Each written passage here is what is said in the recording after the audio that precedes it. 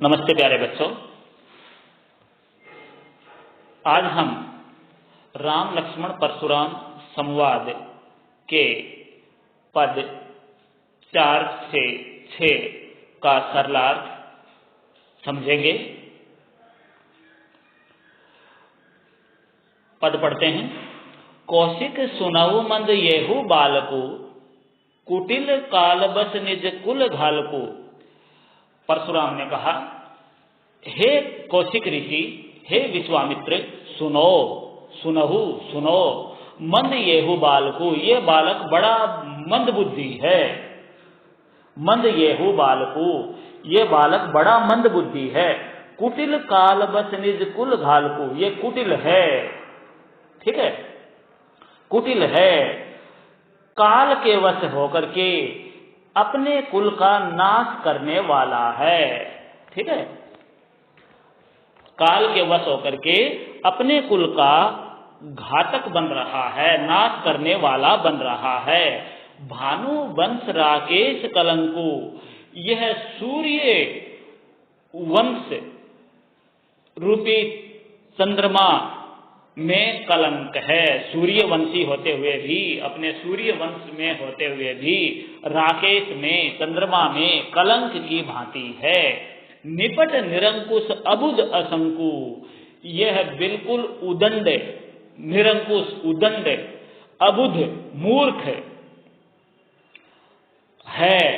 असंकु, इसमें तनिक भी शक नहीं है, इसमें बिल्कुल भी संदेह नहीं है कि यह बालक, लक्ष्मण के लिए कहते हैं, परशुराम जी लक्ष्मण के लिए कह रहे हैं कि यह सूर्य वंश में पैदा होने के बावजूद चंद्रमा में दाग की भांति है। निपट निरंकुश, ये बिल्कुल ही अबुद्ध है, निरंकुश है, उदंड है, मूर्ख है, इसमें तनिक भी संदेह नहीं है। असंकु, बिल्कुल भी संदेह नहीं है। काल कवलु होई क्षण माही, ये क्षण भर में ही काल का ग्रास बन जाएगा। क्योंकि परशुराम का कहने का अभिप्राय यह है कि वह उसे मार देगा। ये क्षण भर में ही काल का ग्रास बन जाएगा। कहो पुकारी, मैं पुकार पुकार करके कहता हूं, खोरी मोही नाही, फिर मुझे दोष मत देना। ठीक है ना, खोरी मोही नाही, मोही मतलब मुझे, नाही मतलब नहीं, खोरी मतलब दोष, फिर मुझे दोष मत देना। मैं सभा में सबको पुकार पुकार करके बता दे रहा हूं कि ये बालक क्षण भर में ही काल का ग्रास बन जाएगा, मौत के मुंह में चला जाएगा, फिर मुझे दोष मत देना। क्योंकि ये बिल्कुल भी निष्ठुर है, पूरी तरह से निष्ठुर है, उदंड है, मूर्ख है, और सूर्यवंशी रूपी चंद्रमा में कलंक की भांति है। इसलिए मैं क्षण भर में ही इसको मार दूंगा, फिर मुझे दोष मत देना। कहो पुकारी खोरी मोही नाही, फिर मुझे दोष मत देना। तुम हटकऊ जो चहूं उबारा, तुमने ही अब तक इसे बचाया है। हे कौशिक, हे विश्वामित्र ऋषि, तुम यहाँ कौशिक ऋषि के लिए, विश्वामित्र ऋषि के लिए आया है, क्योंकि वही लेके आए थे उनको यहाँ पर, और वही कौशिक ऋषि ही उनको बार बार बचा ले रहे हैं, परशुराम से बीच में आ जाते हैं। तुम हटको, तुमने ही हट करके, जिद करके जो चाहूं अब उबारा, अभी तक इनको बचाया है। कही प्रताप बल रोष हमारा, यदि तुम इसे बचाना चाहते हो तो हमारे प्रताप, बल और क्रोध के बारे में इनको बता दो। फिर भी यदि तुम बचाना चाहते हो तो इन्हें हमारे प्रताप के बारे में, बल के बारे में और गुस्से के बारे में बता दो। परशुराम जी कहते हैं ऋषि विश्वामित्र से। अब लक्ष्मण बीच में कूद पड़ते हैं। लक्ष्मण क्या कहने लगे, देखो सुनो। लखन कहे मुनि सुजस तुम्हारा, तुम्हीं अच्छत को बरने पारा। अपने मुंह तुम आपनी करनी, बार अनेक भांति बहु बरनी। कहता है, लक्ष्मण कहता है, लखन कहे मुनि सुजस तुम्हारा। लक्ष्मण जी ने कहा, हे मुनि, आपके सुयस के बारे में आपके रहते दूसरा कौन वर्णन कर सकता है। लक्ष्मण कहने लगे, मुनि सुजस तुम्हारा है मुनि, तुम्हारे सुयश के बारे में तुम ही अथत को वर्णन पारा, तुम ही अच्छी प्रकार से अपनी वीरता के बारे में वर्णन कर सकते हो। दूसरा कौन अपने आपके सुयश के बारे में वर्णन कर सकता है। अपने मुंह तुम आपनी करनी, आपने अपने मुंह से ही अपनी करनी का अनेक बार कई तरीकों से वर्णन किया है। तुम अपने मुंह तुम आपनी करनी, अपने मुंह से ही तुमने अपनी वीरता का वर्णन किया है। बार अनेक, कई प्रकार से, भांति कई तरीकों से, बहुवर्णी कई प्रकार से वर्णन किया है। वर्णी मतलब वर्णन किया है। अपनी वीरता का आपने कई तरीकों से, कई प्रकार से वर्णन किया है। दूसरा कौन कर सकता है। नहीं संतोष तय पुनि कुछ कहो, अब भी यदि आपको संतोष नहीं हुआ है, इतने पर भी यदि आपको संतोष नहीं हुआ है, तो फिर कुछ अन्य कह डालिए।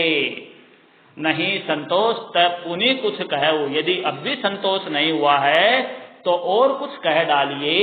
जनी रिस रोकी दूसरे दुख सहु, हम तो ये सभा के लोग तो, जनी मतलब लोग, ये सभा के लोग तो रिस रोकी गुस्से को रोक करके दुसह असहनीय दुख को सहन कर लेंगे। ठीक है ना। क्रोध रोककर असह्य दुख मत सहन कीजिए। अब ये भी हो सकता है इसका अर्थ, जने रिस रोकी दूसरे दुख सहु, आप लोग इस असहनीय दुख को सहन मत कीजिए। यदि आपको संतोष नहीं हुआ है अपनी वीरता के वर्णन करने में, तो पुनः कुछ कह लीजिए, फिर से कुछ कह लीजिए। अपने आप को दुखी मत कीजिए, असहनीय दुख मत दीजिए। वीरवर्ती तुम्हें धीर अशोभा, तुम वीरवर्ती हो, सूरवीर हो। ठीक है, आप वीरता का व्रत धारण करने वाले हैं, धैर्यवान हैं, क्षोभ रहित हैं, गुस्से से रहित हैं। ठीक है। गाली देत न पावो शोभा, आप गाली देते अच्छे नहीं लगते। गाली देत न पावो शोभा, आप गाली देते हुए शोभा नहीं पाते, अच्छे नहीं लगते हो। सूर समर करनी करही, कहीं न जनावहु आपू। सूर लोग वे होते हैं, लक्ष्मण वीर लोगों की विशेषता बताते हुए कहता है कि वीर लोग वे होते हैं जो समर युद्ध में करनी करही करके दिखाते हैं, कहीं कह करके न जनावही आपू, अपने आप को जताते नहीं हैं। लक्ष्मण कहने लगे वीर लोग वे होते हैं जो युद्ध में, समर में, युद्ध के मैदान में कुछ करके दिखाते हैं, बातों से ही अपने आप को जताते नहीं हैं। विद्यमान रण पाई रिपु, कायर कथहि प्रतापु। विद्यमान रण पाई, रण में, युद्ध के मैदान में शत्रु को सामने देख करके कायर लोग ही अपने प्रताप का वर्णन करते हैं। ठीक है, कायर लोग ही अपने प्रताप का वर्णन करते हैं। अर्थात यदि आप इतने ही वीर हो, अपने आप को वीर समझ रहे हो, तो अपनी वीरता का बखान नहीं करके अपनी वीरता का प्रदर्शन करते हुए अच्छे लगते हो। तुम्हारी तरह से डींगे नहीं आंकते हैं वीर लोग। ठीक है, लक्ष्मण जी कहते हैं परशुराम से। तो यहाँ वीर पुरुष की विशेषता बताई है परशुराम ने। सूरवीर युद्ध के मैदान में अपना कार्य करके दिखाते हैं, बातों से अपनी वीरता नहीं जताते। और दूसरा और बताया है, शत्रु को युद्ध में उपस्थित देख करके कायर लोग ही अपने प्रताप की डींगे मारा करते हैं। ठीक है बेटे, आगे चलता हूं। तुम तो काल हाक जनुलावा, बार बार मोहि लागी बोलावा। सुनत लखन के बचन कठोरा, परसु सुधारे धरेऊ कर घोरा। तुम तो काल हाक जनुलावा। तो लक्ष्मण ने परशुराम से कहा कि आप तो मानो काल को, मृत्यु को हाक लगा करके बार बार उसे मेरे लिए बुलाते हैं। आप तो ऐसे मृत्यु का डर दिखा रहे हैं मुझे कि मृत्यु आपके वश में हो, आपके हाथ में हो, आप हाँक करके उसे मेरे लिए बुला करके ला रहे हो। बार बार मोहि लागी बुलावा, बार बार उसे मेरे लिए बुला करके ला रहे हो। जब लक्ष्मण ने ये वचन कहे, सुनत लखन के वचन कठोरा, लक्ष्मण के कठोर वचन सुनकर के परशु सुधारे धरे उकर घोरा, परशुराम ने अपना फरसा सुधार करके हाथ में ले लिया। परशुराम जी ने अपने फरसे को सुधार करके अपने हाथ में ले लिया। कर घोरा यानी कि नंगा फरसा अपने हाथ में ले लिया, अर्थात लक्ष्मण को मारने के लिए तैयार हो जाते हैं। अब जनी दे दोष लोग मोही लोग, अब चाहे लोग मुझे दोष ही क्यों न दें। ठीक है, अब परशुराम जी कह रहे हैं अब लोग चाहे मुझे दोष ही क्यों न दें। कटुवादी बालक बद जोगु, ये कड़ुआ बोलने वाला बालक है, कटुवादी बालक है, कड़ुआ बोलने वाला बालक है, वध जोगु और ये वध करने योग्य है, मारे जाने योग्य है। ठीक है, बाल बिलो की बहुत मैं बाँचा, देखो बैवर्ण की आवर्ती अनुप्रास, बाल बिलो की बहुत मैं बाँचा, इसको बालक समझ करके मैंने कई बार मारने से छोड़ा है। ठीक है ना, इसे बालक समझ करके मैंने बहुत बार बचाया है। अब येहू मरनी हार भा साचा, अब यही सचमुच मरने को आ रहा है, यही मरने को खुद तैयार हो रहा है। क्योंकि जैसे ही परशुराम शांत होते हैं लक्ष्मण फिर से कुछ गुस्से वाली बात कह देते हैं उसको, इसलिए यहाँ परशुराम कहते हैं बाल बिलो की बहुत मैं बाँचा, बालक जान करके बालक समझ करके मैंने इसे कई बार मारने से छोड़ा है। बाँचा मतलब बचाया है। अब येहू मरनी हार भाषा, अब यही मरने के लिए तैयार हो रहा है, सच हो रहा है, तैयार हो रहा है। तो कोई कुछ क्या कर सकता है भाई, ये खुद मरने के लिए तैयार हो रहा है। तो कौशिक कहा क्षमीय अपराधु, अब फिर कौशिक ऋषि बीच में आ जाते हैं, विश्वामित्र जी फिर से आ जाते हैं। क्षमीय अपराधु, आप अब इसके अपराध क्षमा करें, अब क्षमीय अपराध क्षमा करें, अपराधु अपराध। बाल दोष गुण गणहीन साधु, साधु लोग बालकों के दोष गुण नहीं देखते हैं। ठीक है ना, साधु लोग बालकों के गुण दोष नहीं गिनते हैं, नहीं देखते हैं। खर कुठार में अकुरन को ही, परशुराम जी फिर बोले कि तीखी धार का कुठार, इसमें कोई करुणा नहीं है। खर कुठार तीखी धार वाले मेरे इस फरसे में कोई करुणा नहीं है, और मैं भी अकरुण, मेरे अंदर भी करुणा नहीं है। ठीक है ना। आगे अपराधी गुरुद्रोही, ये गुरुद्रोही अपराधी मेरे सामने खड़ा है। आगे अपराधी गुरुद्रोही, ये गुरु का द्रोह करने वाला, अर्थात शिव के धनुष को भंग करने वाला गुरुद्रोही, गुरु का द्रोह करने वाला अपराधी मेरे सामने खड़ा है। लक्ष्मण के लिए कह रहा है परशुराम। उत्तर देत छोड़ो बिन माहे, यदि इसको बिना मारे छोड़ रहा हूं, ये बार बार उत्तर दे रहा है। ठीक है ना, अपराधी मेरे सामने बार बार उत्तर दे रहा है, इतने पर भी मैं इसे बिना मारे छोड़ रहा हूं। केवल कौशिक शील तुम्हारे, हे कौशिक ऋषि, केवल तुम्हारे प्रेम के कारण मैं इसे बिना मारे छोड़ रहा हूं, केवल तुम्हारे शील स्वभाव के कारण इसे मैं बिना मारे छोड़ रहा हूं। न तो यही काटे कुठार कठोरे, न तो यहीं पर इसको अपने कठोर फरसे से काट डालता। ठीक है ना। गुरही उरिन होते हूँ श्रम थोरे, और थोड़ा सा परिश्रम करके गुरु के ऋण से मुक्त हो जाता। गुरु ही उरिन, गुरु ही गुरु के उरिन, उरिन हो जाता, होते हूँ हो जाता हूँ, श्रम थोरे थोड़ा सा परिश्रम करके।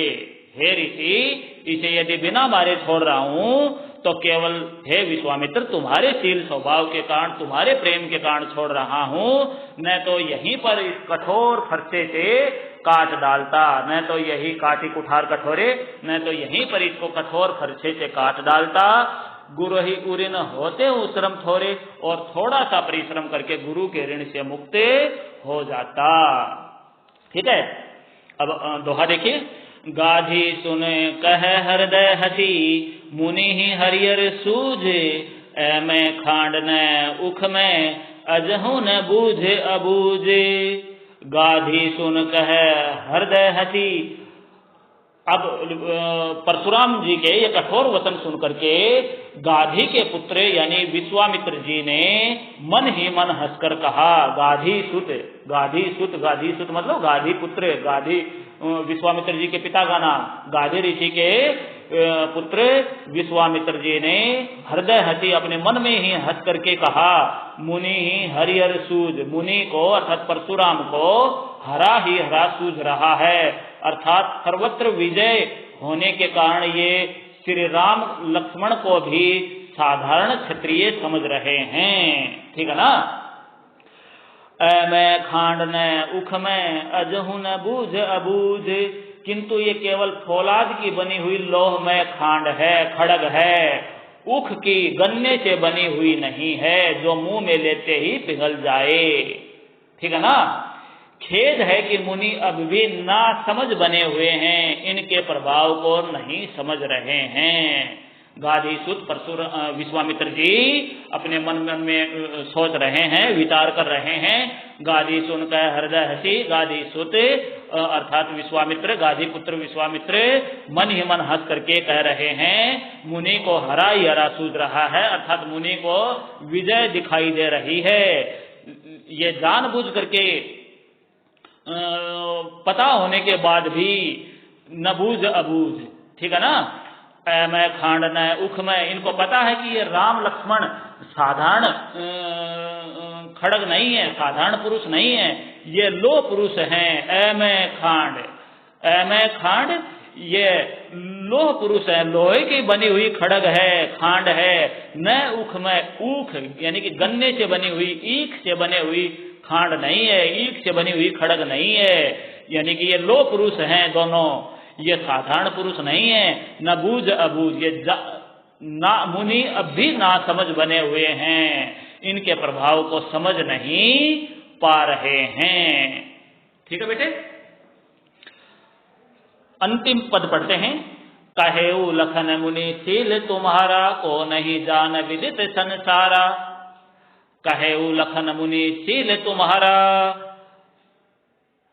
लक्ष्मण कहने लगे अब उसके गुस्से से भरी हुई बातें सुन करके, वो कहते हैं ना, हे मुनि इसको उत्तर दे छोड़ बिन मारे, केवल कौशिक शील तुम्हारे, केवल तुम्हारे शील स्वभाव के कारण इसको उत्तर देते हुए छोड़ रहा हूं, नहीं तो अपने कठोर फरसे से यहीं काट डालता और गुरु के ऋण से मुक्त हो जाता। अब आगे लक्ष्मण फिर कहते हैं, कहे वो लखन मुनि शील तुम्हारा, लक्ष्मण कहने लगे, हे मुनि तुम्हारे शील स्वभाव को कौन नहीं जानता है। विदित संसार, सारा संसार तो जानता है। हे मुनि तुम्हारे शील स्वभाव को कौन नहीं जानता है, अर्थात सारा संसार तो जानता है। विदित मतलब जानता है, संसारा पूरा संसार जानता है। ठीक है। माता पिता ही उरिन भयनी के, आप तो अपने माता पिता के से तो अच्छी तरह से उऋण हो गए हैं, आप अपने माता पिता के ऋण से तो पहले ही मुक्ति पा चुके हैं, इनके माता पिता मर चुके हैं।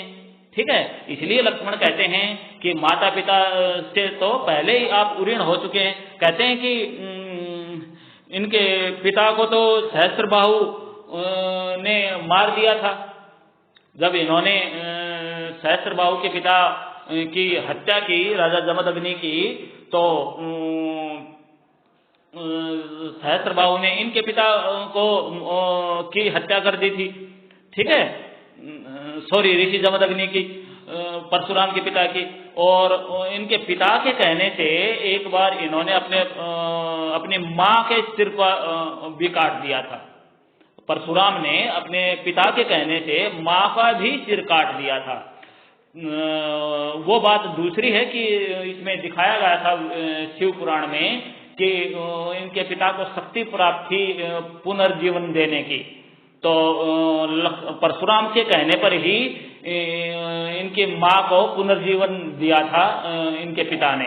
ठीक है। तो वहां उसकी तरफ संकेत करते हुए तुलसीदास जी कहते हैं, लक्ष्मण के मुख से कहलवाते हैं, माता पिता उऋण भयनी के, आप माता पिता के ऋण से तो पहले ही मुक्ति पा चुके हैं, क्योंकि दोनों स्वर्गवासी हो चुके हैं।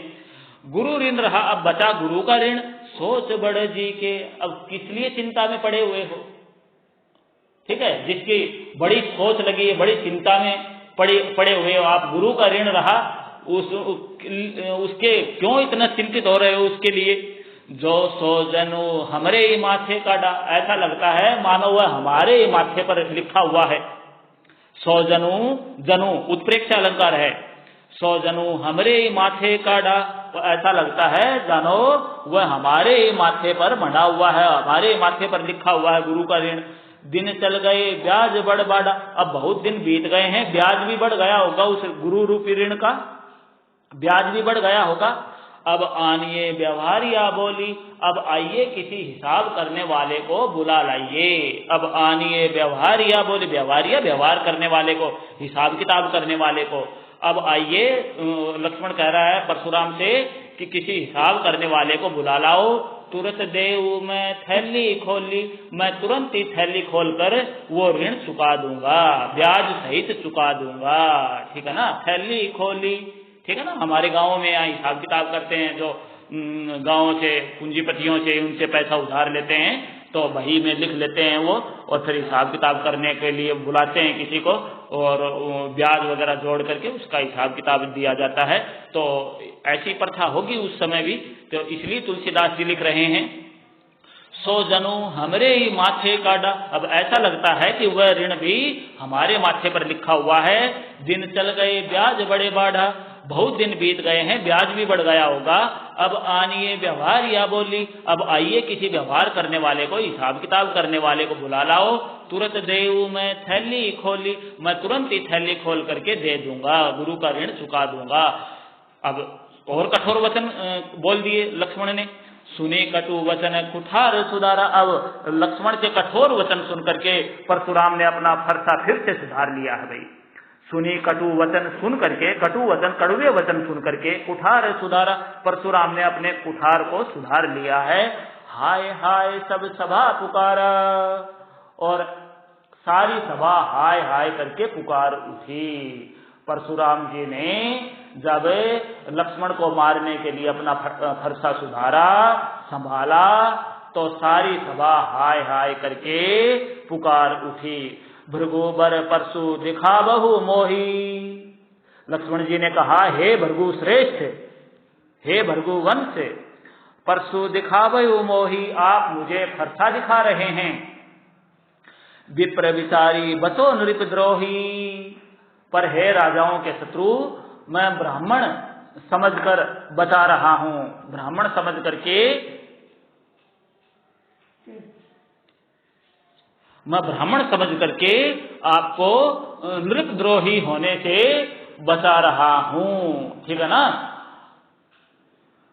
विप्र विचारी ब्राह्मण जान करके बचो, मैं बच रहा हूं नृपद्रोही राजद्रोह करने से, यानी कि मैं ब्राह्मण देख करके आपको नहीं मार रहा हूं। कहने का अभिप्राय यह है, मिले न कबहू सुबट रण घाड़े, आपको रण के मैदान में, युद्ध के मैदान में कभी अच्छे योद्धा नहीं मिले हैं, मिले न मिले हैं कभू कभी सुबट अच्छे योद्धा, रण गाढ़े युद्ध के मैदान में, आपको मैदान में युद्ध में अच्छे वीर योद्धा नहीं मिले हैं। द्विज देवता घर ही के बाढ़े, ठीक है, द्विज देवता घर ही के बाढ़े, आप घर में ही बड़े बने हैं।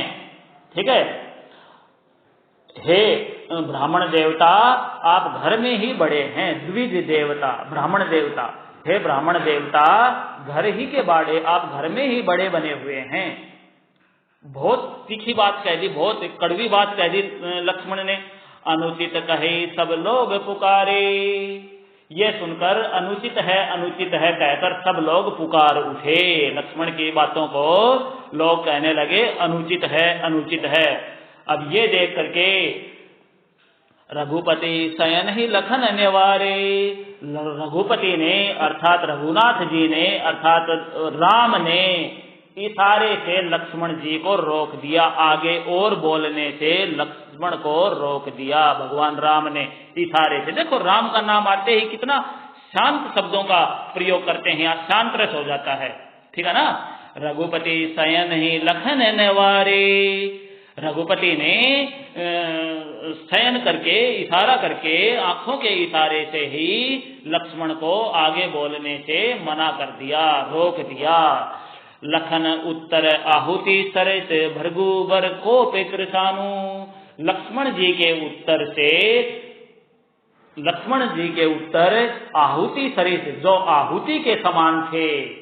आहुति, जैसे हम आग में घी की आहुति देते हैं तो आग और भड़क जाती है, उसको कहते हैं आहुति, ठीक है ना। लखन उत्तर आहुति सरित भृगु बर कोप कृशानु। भृगु वंश शिरोमणि अर्थात परशुराम के गुस्से रूपी आग में, यहाँ रूपक अलंकार है भाई। भृगु बर कोप कृशानु, भृगु वंश रूपी गुस्से, परशुराम के गुस्से रूपी आग में आहुति के समान लग रहे थे, ठीक है ना। लखन उत्तर आहुति सरित, यहाँ उपमा अलंकार भी है और रूपक अलंकार भी है इस पंक्ति में। एक ही पंक्ति में उपमा भी है, रूपक भी है। लखन उत्तर आहुति सरित भृगु कोप कृशानु। लक्ष्मण के उत्तर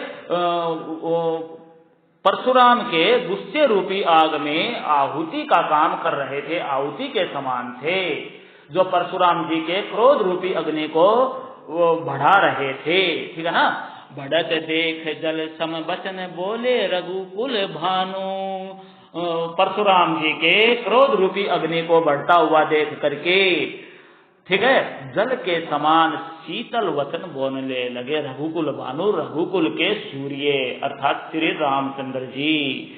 रघुकुल भानु, रघुकुल के सूर्य अर्थात श्री रामचंद्र जी जल के समान शीतल करने वाले, शांत करने वाले वचन बोलने लगे। जब उन्होंने देखा कि परशुराम का क्रोध और बढ़ रहा है, अग्नि की तरह से क्रोध बढ़ रहा है, तो श्री राम ने, रघुकुल के सूर्य श्री राम ने जल के समान शीतल वचन बोलने लगे। क्या बोले भाई, आगे के पद में आप पढ़ते